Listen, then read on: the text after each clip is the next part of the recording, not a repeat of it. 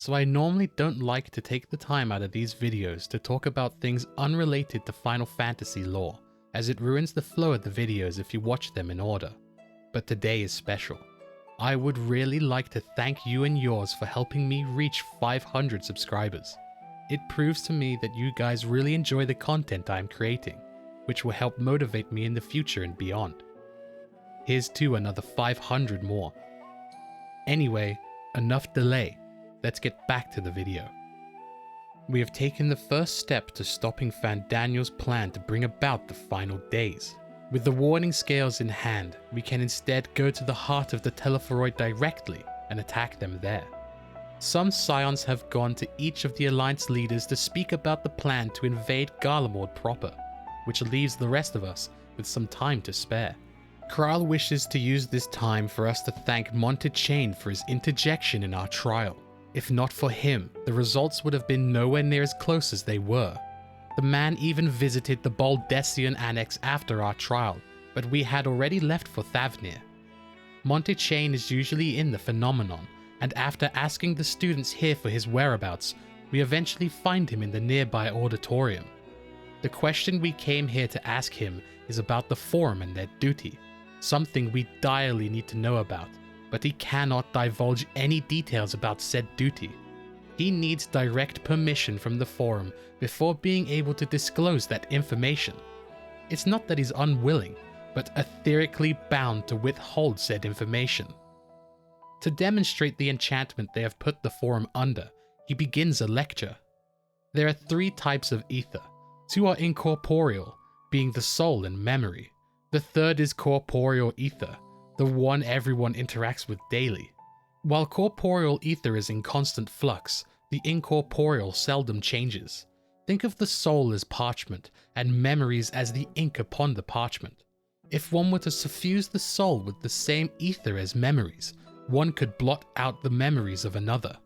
This is what the Forum have done to themselves, and the only way to reverse it is to have 9/10 of their members to agree to share their duty with the public, or once they have returned to the ethereal sea, for then they will be purified, and the blots upon their soul shall be washed clean. Then your memories scatter upon the ether, though some consider that there are memories which are etched upon the soul. Once they are left with a blank soul, some scholars believe that ether coalesces together and is reborn into a new soul. Others believe that your soul is reborn into a new corporeal form. And with that, the lecture is over, and Montechain takes his leave.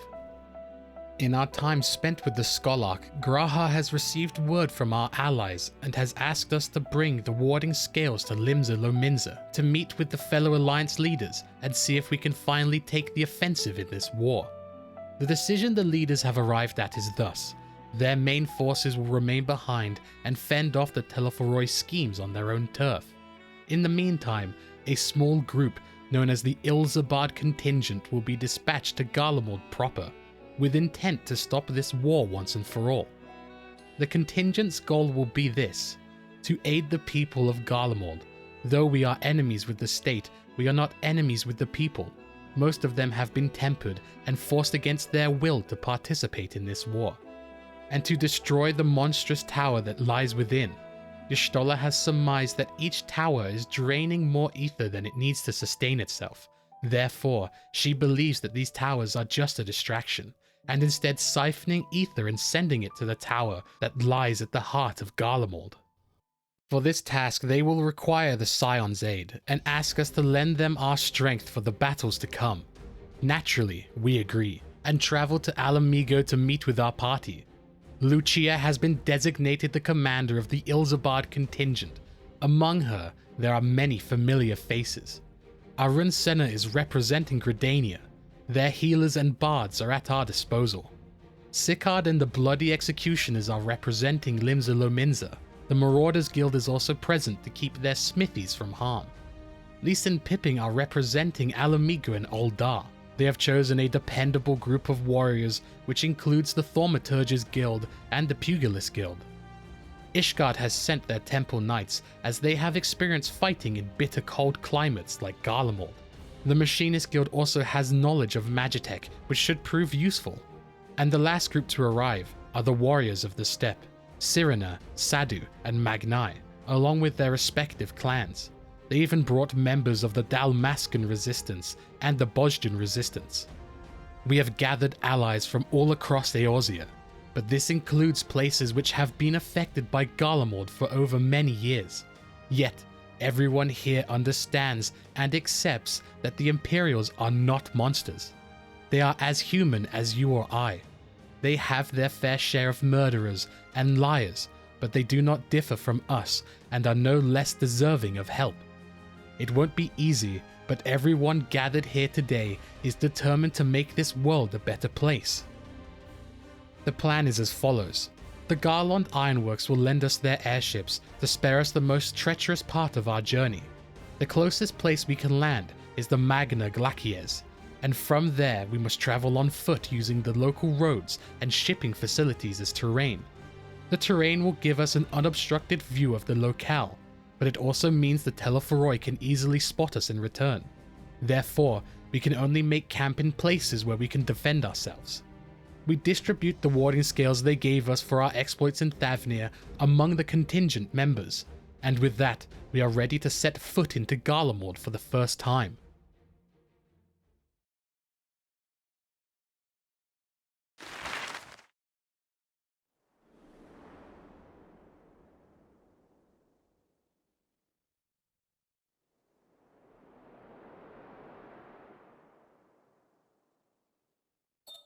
Ilsabard, divided in twain by a vast mountain range. Those who would traverse its jagged peaks face peril at every step. But why go by foot when one can simply fly?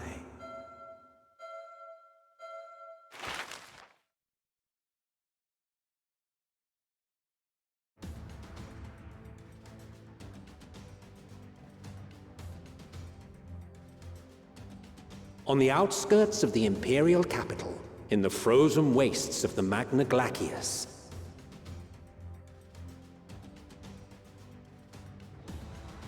the winds howl in icy protest, as if to warn against further trespass.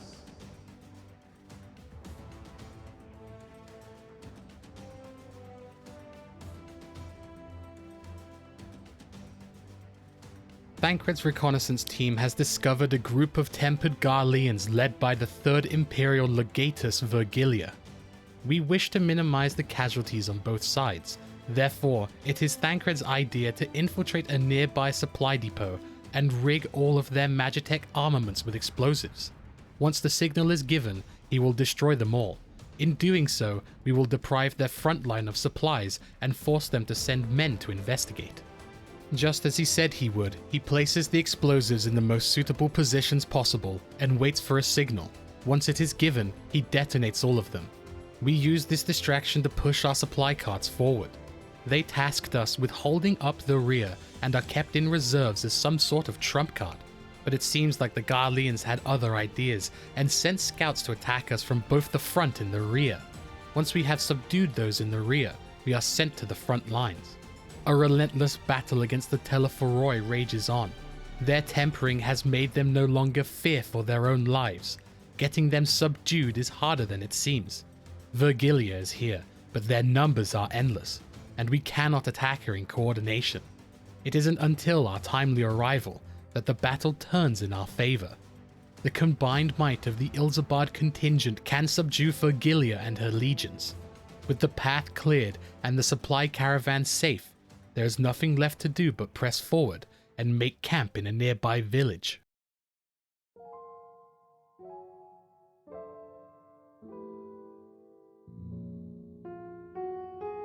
So cold and unforgiving. Thus spoke Emperor Solus as he gazed upon his barren domain.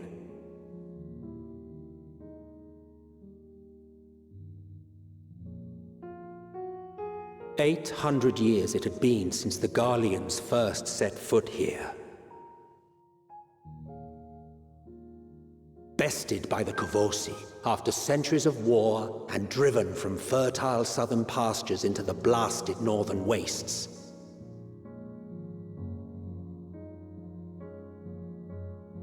In that garden of desolation, they clung to one another for warmth. Freezing, hungry, desperate, hated. The chosen forsaken.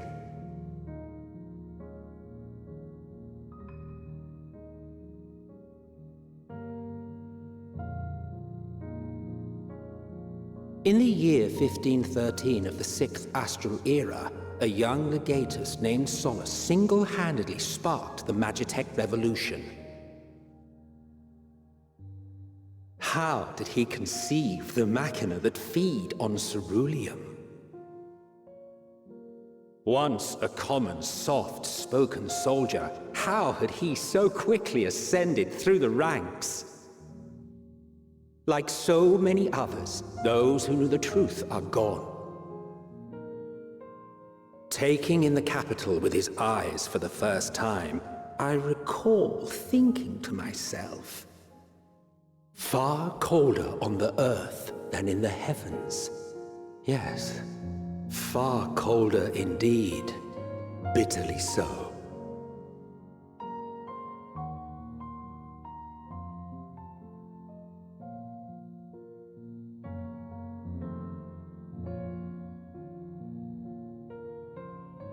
This village used to be called Laterum, and is now our temporary camp here in Garlemald, and is now known as Camp Broken Glass.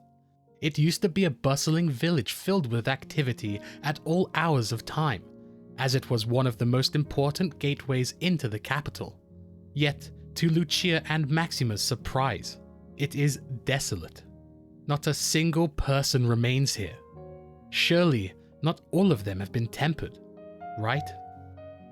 We need answers. What happened to Garlemald, and how did it end up in such a dire state? Lucia tasks us with surveying the surrounding area. It turns up nothing of note until Amanda Lane discovers a girl in green walking through the nearby ice field. As stealthily as possible, we tail the girl to see if she is returning to a place with more survivors. Our intuition turned out to be true. She is very cautious speaking with outsiders such as us. She and a few other survivors have been hunkering down, trying to keep themselves from freezing to death and to avoid the ire of nearby Garleans. As for how they avoided the tempering, she herself is not sure. All she knows is that suddenly they heard a loud, wailing roar. Afterwards, all of Garlemald fell silent. Then suddenly, brothers turned on brothers, ripping each other to shreds. It was as if they lost their sanity in just an instant and turned into an entirely different person. The people inside are also weary of speaking with Eorzeans, but they consider trusting us as we can deliver them from the hellish cold. We gave each of them a warming tincture, which Amanda Lane provided to us. As we speak with Licinia, we hear a frail voice coming from behind the doors. Upon questioning the voice, she avoids answering, and instead affirms that it is some kind of mouse. Instead, we are sent to procure ceruleum from the nearby tappers. The tappers had refused to give ceruleum to them because they had nothing to trade. In fact, they thought that they'd come back with some supplies after they denied them, but didn't realize that they were having such difficulties. But because we introduced them to the Ilsabard Contingent, he will give us a small amount of ceruleum to give to the purebloods. He also mentioned something about Licinia's seriously ill little sister, but there has been no mention of a sister. Why would she hide this detail from us? We return to the mansion. It is eerily quiet. No sign of Alphino and the others. He should have been here treating them by the fire. It is only when we go behind the house that we see what has truly happened. The refugees led Alphino around the back of the house and attacked him in unison. At the same time, Licinia and her sick sister fled into the harsh icy fields. They did all this to save them from us.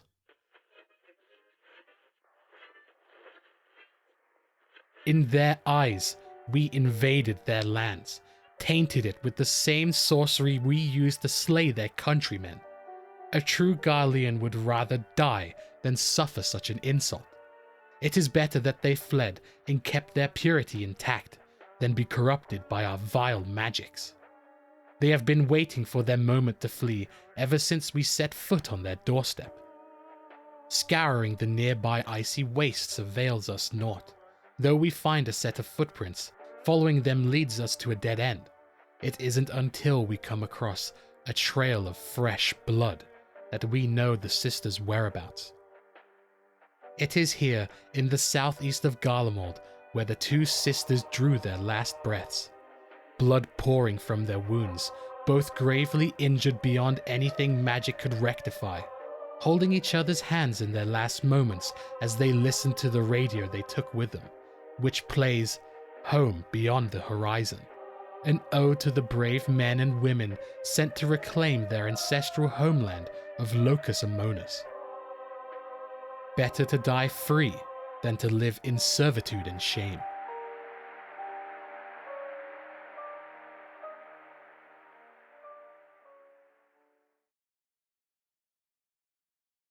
We move the now cold bodies of the sisters, bring them back to their homes, and make graves for them.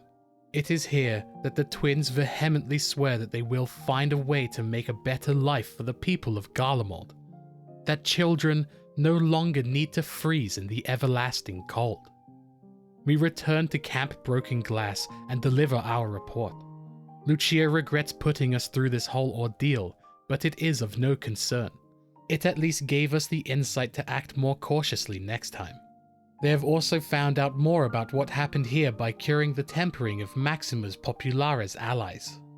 Prior to Varys' death, Nerva claimed that Varys' son was a demon, and if you remember, Elidibus had been making his opposition disappear. The Third and the First had just assumed that Varys was removing his political enemies. What followed was the assassination of Varys himself, and Gaius von Baelzar being named the murderer. In the First's eyes, the Third had attempted a coup d'etat and refused their right to succession, and thus began Garlemald's civil war. Amid the war, an immense tremor shook the capital, and from that point onwards, the Populares could no longer remember a single thing. When asked about the Imperial Palace and its current transformation, they can only recall Emperor Varys giving them orders in their dreams.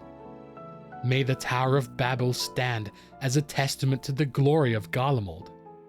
When hearing these words, we show them the radio we found and what the other Garleans had told us about it, that they could hear the words of the late Varys on it. Upon inspection, the properties of the radio are similar to that of the warding scale, meaning that those huddled around the radio looking for any information on the Civil War would have been spared the tempering of that tremor. Our meeting is interrupted by news of a Garlean soldier caught trying to steal our supplies. They are named Julius, Pyrn, or Barnus. That the proud army of the Imperials is forced to steal from us proves that they are in tough times. In that case, we wish to treat with his commander, to let them know that we are allies and are willing to help the people here with any problem they have. He cannot make such a decision by himself. We will need to speak to his commander directly. Only 3 of us may accompany him to their base. The rest must stay, and if anyone follows, he will not hesitate to take appropriate measures. Alizé and Alphino stand up, saying that they want to do this. They have seen the plight of the Garleans with their own eyes. Their lives hang in the balance between life and death. They may not be able to set things right, but they wish to make things better. Of course, we cannot let them go alone, so we tag along with them. Julius leads us over the icy paths and through the nearby mountains. Along the way, we have to contend with tempered Garleans. He is insistent on us not staying our hands and killing them with a quick and decisive blow, even if we plead with him that we have a cure for this back at Camp Broken Glass. But to him, he has seen what these people can do. Nothing can help them except the sweet embrace of death. Eventually, we are brought to the headquarters of the 1st Legion, which is now operating here in the biggest station in Garlemald, Tertium. They directed us to the front of the locomotive, which is where their leader resides, Lord Quintus Van Sina, legatus of the 1st Legion. It comes as a shock to see that the 1st had survived the war for succession, as well as avoided the tempering, but they did not do so easily. Half of their army is gone, the Emperor is slain, the city of Garlemald is in ruins, and Quintus is injured and can no longer return to the battlefield ever again. And now there are Eorzean invaders on their soil. Though we have no intention of adding to his misfortunes, he does not believe us. If man stands to profit from his neighbor's suffering, war will be inevitable. It was only because of Magitech that we kept our distance. It was only a matter of time till we regrouped and returned to rob them of what paltry scraps remained. We do not deny that many conflicts throughout history were driven by a necessity to gain from another's loss, but again, we reaffirm that we are not here to do that. Our purpose is simply thus. We wish to help them. Let us help them. If there is aught that can be done to ease their plight, we'd be glad to do it. Again, Quintus remarks that regardless of the ideals we spout, our leaders would not send an army into Garlemald if they did not stand to benefit. Once the Telophoroi were no longer a threat, they would expect their aid to be rewarded. After compensation and concession, the great empire would be brought to heel. Her enemies would rejoice at her downfall. Their third eye, a mark of shame. Everything we've done is to make the world a better place. He doesn't have to believe everything we say, but it is the truth. All we're asking for is him to tell us what it is he wants. What do the people hope for? There has already been so much bloodshed because of this endless war. Who wouldn't want to put it to an end? Can we not work together and face our problems as one? Quintus thinks long and hard about this question, and eventually, the answer he comes to is this. Answer me this, young peacemakers. If a world without conflict is your desire, why reject the unity and prosperity of Garlemald? Is it because we do not share your faith? That we do not share your heritage? That our ideals and virtues differ? That we cherish and hold in the highest that which you do not? Disparity is the root of discord, and peace built on compromise is flawed and fleeting. Happiness for one and all is a dream, and the reality is that to the victor go the spoils. That is why we Garleans will never submit nor surrender. For freedom and for pride, we will remain true to ourselves until the bitter end. That is my hope. Both Alphino and Alisaie have no response. All they can do is sit there in silence and mull over his words. With that, the discussion for peace has ended. He signals his guard to surround the premises. In the meantime, we will remain here until he decides what will be done with us. We're even allowed to speak with the locals here if we want. As long as we cooperate, no harm will come to us. Just in case, he places a collar on Alphino and Alisaie. If they act out of line, then it will administer a nasty shock. One isn't placed on us, seeing as we are the warrior of light. The shock this collar produces might just tickle us, but if we act out of line, then they'll shock the twins instead. The twins tell us not to worry, and Quintus can't understand why we'd go to such lengths. What is it all for?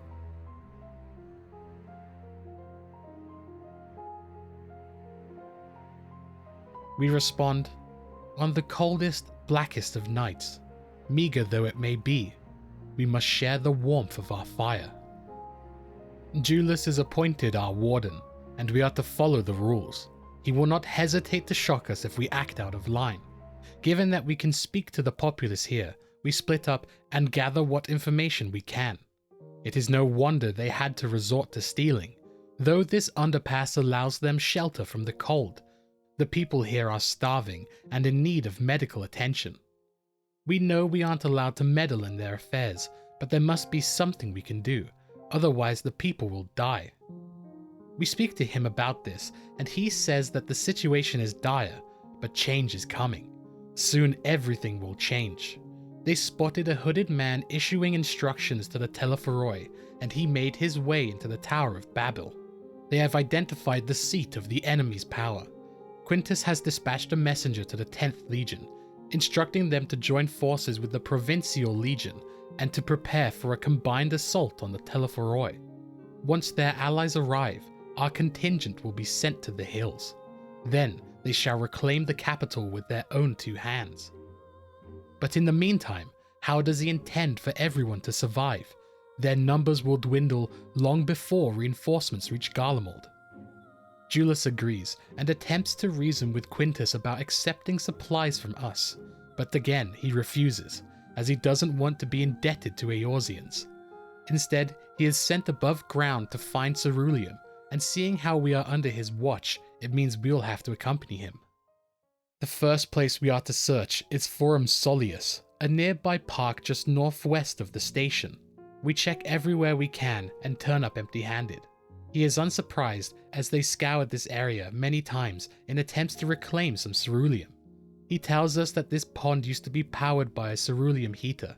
In his childhood, it was sweet reprieve from the cold. Considering how bone-chillingly cold the water is now, nobody has attempted to retrieve the heater from within the pond. Not until both Alisaie and us attempt to do so. As such, when we find the heater and bring it to him, it has quite a decent amount of ceruleum left within it. The rest of the group quickly rush around to gather dry logs to use as campfire, and we both dry off around it. In the meantime, he tells us a story about Garlemald. It was everything you could imagine, and so much more. Even during the coldest winters, one could find warmth and comfort at home. There is no better feeling than coming in from the snow, taking off your coat, and sitting down with the family for a hot meal. Visiting friends and relatives, receiving that same welcome, knowing they had everything they needed. Walking down the street, seeing the lights in all the houses, hearing the faint sounds of laughter and song, of happiness. When summer came around, the ice would melt and reveal the grass underneath. Grey clouds would give way to blue skies. Some mornings they climbed the tallest buildings and watched the sun rise. But never again. Those rooftops are rubble, those friends are dead, and those memories. But if he could just reclaim even a fraction of what they once had. The next place we are to scavenge is just outside of the park. With the help of explosives, we are to destroy the casing which holds the ceruleum tanks on these broken war machina. It seems to be our lucky day, because we have found a tank of ceruleum that is half full. With this, they should be able to refuel their heaters. He tells us to wait here, whilst he goes to find Alphino and Alisaie. Just as our keeper loosens his grip on us, our link pearl is contacted by Thancred. They have been tailing us for some time, but didn't dare enter the station. They can only surmise what has happened, but would prefer a first-hand account. They had never heard of this plan to join with the 10th and assault the Tower of Babel, yet he says it could be the opportunity that they've been waiting for. Nothing we can do right now, however, so we are to continue playing the role of the captive for the Garleans until their plan is ready. Julius rejoins us with the twins, and together we return to Tertium. With the ceruleum we gathered, it would be enough to refuel the heaters. I must emphasize the word would here, because none other than Quintus is here to greet us at the door, ordering them to use the fuel in their magitech. The time for action is upon them. The Imperial soldiers disappear into Quintus's office. We can't help but wonder if this plan is worth sacrificing the lives of many of their number. We want to help these people, but are denied giving aid at every turn. He would rather have them die than have them be indebted to us. After some time, Julius returns with some Imperial soldiers. He states that Alisaie and Alphino are to be arrested and placed into custody in a different location. They'll only be released once our contingent has relinquished our supplies and left Garlean soil. The twins try to resist, but he raises a remote, which can activate their shock collars. Yet he is wavering. After all the time he has spent with the twins, he has grown to see them past the savages he thought they were. He does not want to cause pain to two good souls such as them. We remember the words Thancred said to us but a moment ago. For now, keeping yourself out of harm's way comes before all else. Whatever demands the Garleans make, indulge them. We tell the twins to have faith, and begrudgingly they agree to go along with them.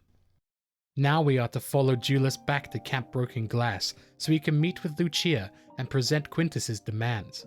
On the way there, Julius wishes to return to his home. When the tremor went out, he was with Julius, and thanks to the radio, they were spared. But his family did not own such a thing. When he returned, his little brother and sister, mother and father were all sitting down at the table. As soon as they noticed him, they turned on him. He had no choice but to... He had promised to take them away from the capital that very morning. If he had done it a day earlier, he might have saved their lives. The Garlean flag bears a chain, the bond between our countrymen. The red link at the center represents the blood of the fallen, their loved ones who lived and died for Garlemald. If Garlemald were to fall, who would be left to remember their sacrifice? What enduring proof would there be to prove that they ever existed? If they had turned to our gods, would they have granted them salvation?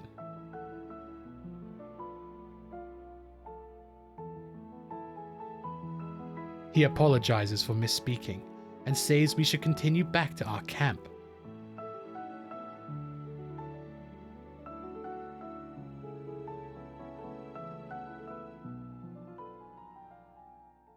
They have successfully placed the twins in lockdown. The cold in this jail is indescribable. Even huddling together is not enough to satiate them, but they did it because we told them to have faith. They are not sure what we are planning, but they believe in our judgment. While in this cell, they mull over the words Quintus said. Why didn't we accept Garlean rule if we wanted unity? The reason is clear. What would happen to those people who didn't accept their way of life? They'd be abandoned. And the truly frustrating part of it is that Fandaniel and the Forum think the same way. They choose non-intervention every time, placing knowledge and preservation of their people above the rest of the world's conflicts. We can see how it happened. They both looked towards their elders for guidance and took their virtues as their own. But the people's meaning for existence shouldn't be an extension of another's. Everyone has a stake in this world. No one person should be silenced. They may lack the experience of people such as Fandaniel and Quintus, who can see the world as a series of problems. They have reduced the world into its most fundamental forms. A stone is a stone, a flower is a flower, descriptions which remove the distinguishing characteristics they have, divided according to race, creed, or allegiance, and defined by such associations. It is something Alphino used to believe as wisdom back in his youth, but nowadays he looks beyond the banners and politics to see people as individuals with their own hopes and dreams. He still dreams of building a better world, but every day he is reminded how complex his dream truly is. But it only gives him the motivation to find the wisdom and the strength to see it through to the very end. Fandaniel's words were not enough to deter them from their chosen course. Their cause is one worth fighting for. The only way to protect the ones you love is to take a stand and to refuse to suffer in silence. Alize shares her brother's conviction. Whether it would be on the battlefield or in the debating chamber, she won't back down. In other words, she has found her own meaning to fight, and she will fight now so that one day she can lay down her arms and finally be at peace. But that cannot happen until the Telophoroi are defeated, and both of them will have a vital part to play in their downfall. There will always be those who think they are fools for trying. Learned elites will criticize their efforts without offering alternatives. They both agree to never change. If one is to fall, the other will be there to catch them. There is some commotion outside of the door. Suddenly it opens and reveals Estinian is here to rescue them.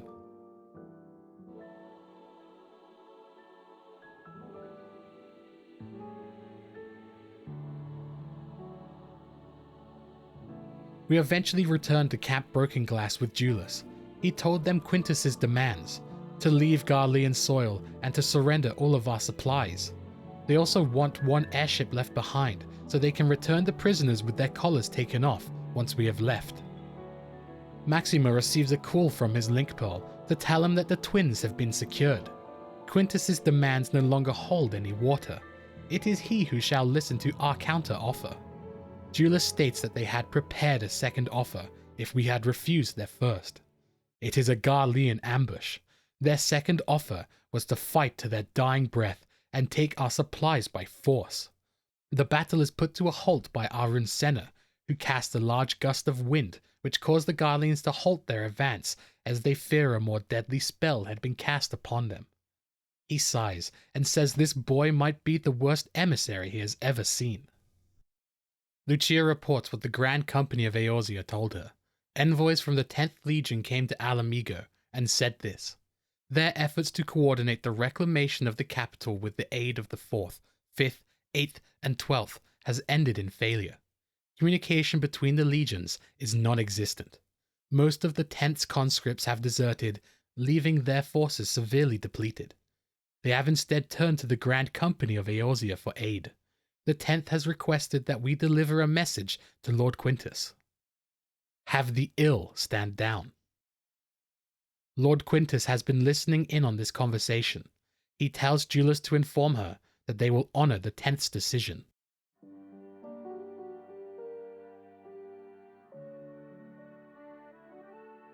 Bereft of hope, and now dignity.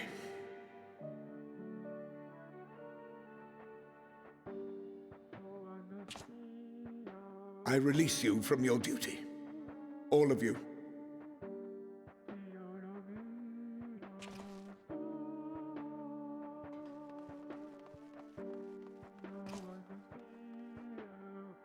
I take solace, your radiance, in the knowledge you are not here to witness our debasement. 'Twas a grand, glorious dream we shared. Of a world united, of peace and prosperity.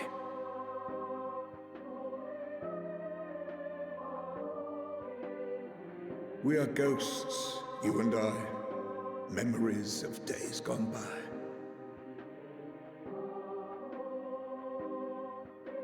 Bonds forged in blood that I will not see tarnished.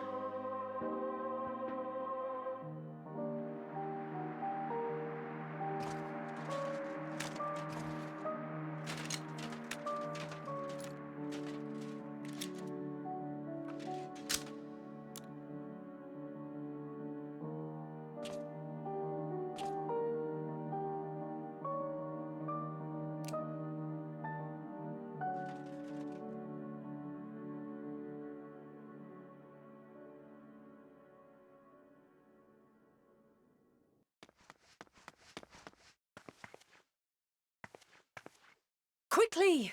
We have to reach the station before it's too late. If there is still a chance that Quintus will agree to a truce, we must take it. I just hope we get there before he and his men do something rash.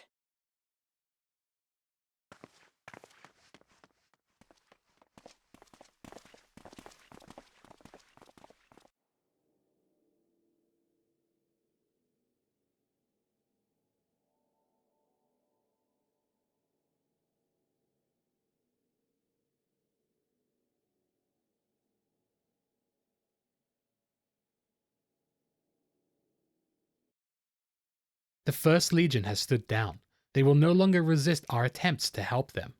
More specifically on that matter, if we were to march onto Tertium with an army intent on helping them, the refugees would most likely panic.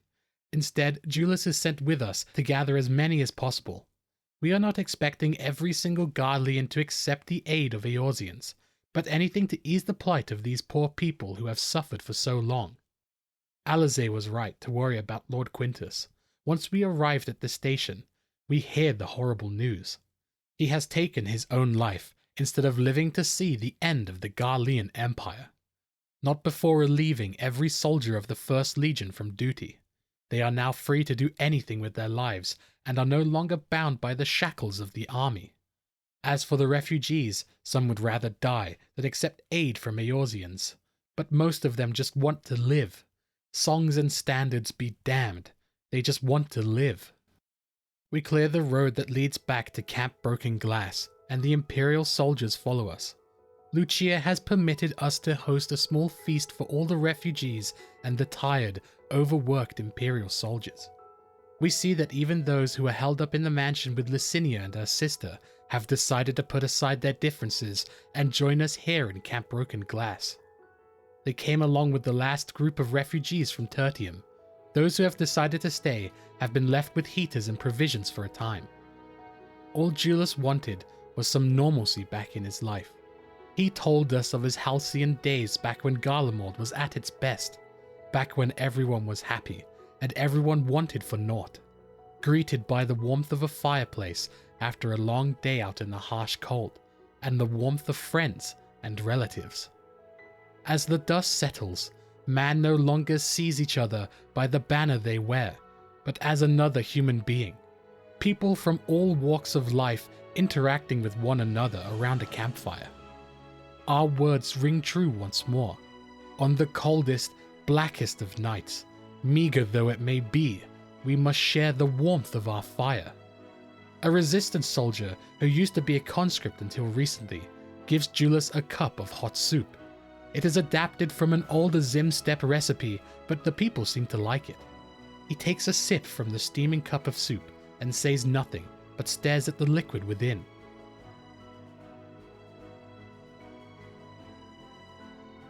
The silence is broken by the resistance soldier saying, "It's the little things that make life worth living, don't you think?"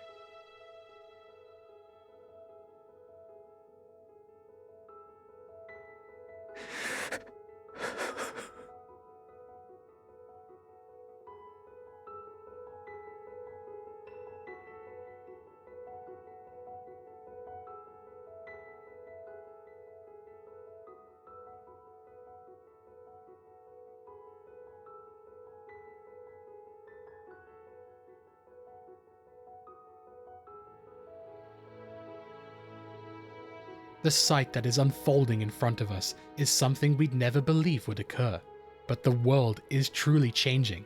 Just like the Dragon Song War, it's hard to believe that not so long ago, man and dragon were at each other's throats. Now they work together towards peace. Again, the same has happened here.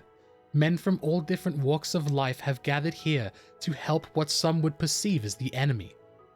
Our Elpis flower has changed color once more, to a lustrous blue. It shines serenely. The color blue represents peace and tranquility, another sign that the path we walk is right. The radio behind us begins to play static, and suddenly, a loud roar can be heard coming from the Tower of Babel. The warding scales begin to activate and stop the roar from tempering our Eorzean allies. But the Garleans aren't equipped with such protective measures and begin to be tempered by the voice of the late Emperor Varys. The camp quickly breaks into a frenzy as we need to restrain the Garleans and cure them of their tempering. Fandaniel uses this chaos to take us away from our allies, stating that his lord has requested our presence and he would hate to disappoint. We awaken, sitting across from Xenos and being given an extravagant meal. Fandaniel tells us to eat it before it gets cold and to take a moment to familiarize ourselves with borrowed flesh. To our horror, he has applied and improved the soul extraction and implantation technologies that Olus Malacina created. This means that we have been body swapped with a random Imperial soldier. A roar can be heard coming from behind closed doors. It is the roar of a primal created in the Tower of Babel. As we know, the Garleans do not worship any god. Considering the dire straits Garlemald has been in over the last few years, they must have turned towards something. That would be His Radiance the Emperor. People have been crying out for salvation, prayers for the Empire to reclaim its former glory. Their will manifested and was channeled through the corpse of the Emperor Varys himself, giving form to their anima. It calls to his subjects to take up arms and fight. Ether from every corner of the globe gravitates towards the Tower of Babel. Those towers that we have been wasting our time on were siphoning ether and bringing it here as an extension of anima itself. Xenos asks if we find it boring to fight against the prey we have already killed. If it were him, he would find it no fun. Without the challenge or the thrill, it is nothing but butchery. He believes that we have underestimated just how strong he has become since our battle in Alamigo, but assures us that he has been honing his craft and preparing for us to have that one euphoric moment together. When the star is under attack, the warrior of light, its defender, appears. He wants us to know that everything his hordes have wrought has been entirely for us to have our thrill and to whet our appetite for battle. Hurting our friends, destroying the lives of those who are not involved in our battle, all just to get our attention. Xenos has noticed that hearing that has made us lose our appetite for battle against him. No longer will he continue the charade of civility. Instead, he must do something drastic to get our attention once more. While Elidibus puppeteered his body, he began to master the techniques of the Resonant. This allowed him to jump between bodies until he made his way back to his own. He became an Ascian in all but name. He enjoyed the time spent in other bodies. He noticed the flaws in his techniques, and it made him question where true strength lies. Is it in the flesh or the soul? Perhaps we'd like to discover this answer for ourselves, or together. Our lifeless body is sitting on a nearby throne. Knowing what he's about to do, we try to stop him, but Xenos activates his resonant, places his soul within our body, and teleports away. Imagine what kind of havoc he can wreak if he were to greet our friends in our body. Fandaniel teleports us just a stone's throw away from our camp, but deep within enemy territory. The Garleans here are tempered and will kill anyone on sight who isn't sworn to anima, and the War Machina are all under the Telophoroi's control. If we want to save our friends from the upcoming bloodbath, we will have to fight our way through this battlefield. In our original body, this battle would be easy, but now we are in a weak, feeble, generic body. One without the blessing of light, and one without all the hardships we have endured over our years of battle. Xenos is testing us. Does true strength lie in our body, or in our soul? Battling against one tempered soldier is a whole battle of its own. Fighting in unfamiliar flesh leaves us weakened, but our indomitable spirit carries us forward. Sticking to the shadows is a better idea than face these enemies head on. If we get outnumbered, it's unlikely that we are to survive. We find a Magitech Reaper which cannot move because of the damage it has sustained to its legs. It is also missing fuel and the keys. The fuel was found from nearby broken War Machina. As for the keys, they were found in the dying hands of a non-tempered Garlean soldier. With his dying breath, he gave us the keys to operate the Reaper. The Reaper clears out waves upon waves of Magitech and clears the path forward. It is here that we find other Imperial citizens and regroup with them to defeat tempered Imperials and wildlife. Suddenly, we are cornered by a horde of tempered Imperials. The only thing halting their offense is a single Magitech Reaper. In the war of attrition, the Reaper loses, and the fuel tank on its back releases a massive explosion, killing everyone nearby.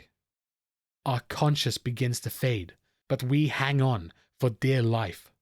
We crawl along the rocky path with the last of our strength.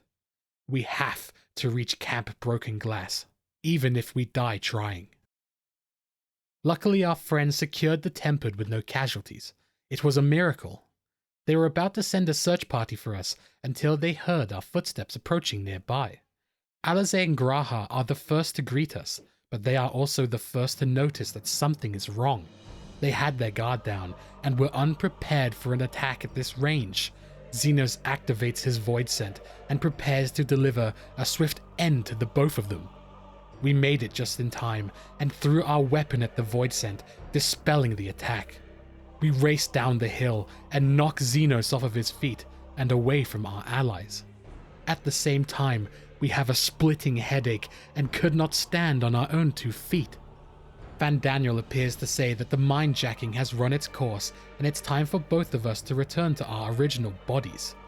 He also tells us that the tempered Garleans we faced at the entrance of the gate was his doing.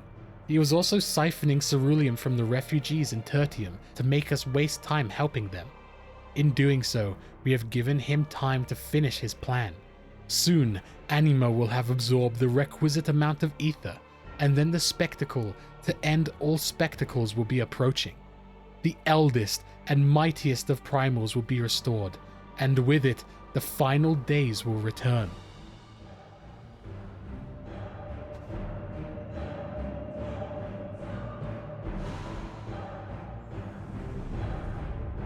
The gods themselves will be my meal. Your dear companions my dessert. Upon this world I'll feast, and death shall follow in my wake. All your hate, all your rage, you will render unto me.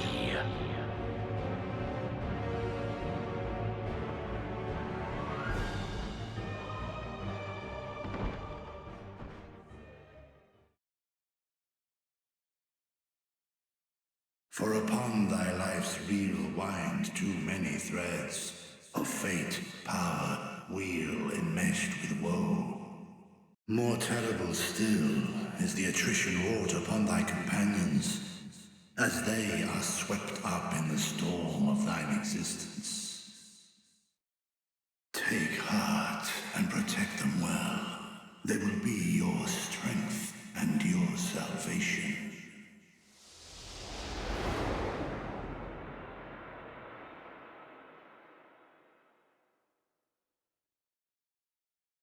We awoke from that nightmare to the sight of all of our friends in perfect condition. Thank the light we were able to make it in time, even without our body. We can only shudder to think what would have happened to them if we didn't succeed.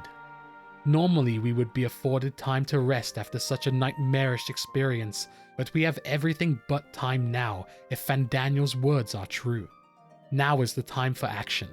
We must assault the Tower of Babel, destroy this Anima, and thwart the Telophoroi's plan once and for all.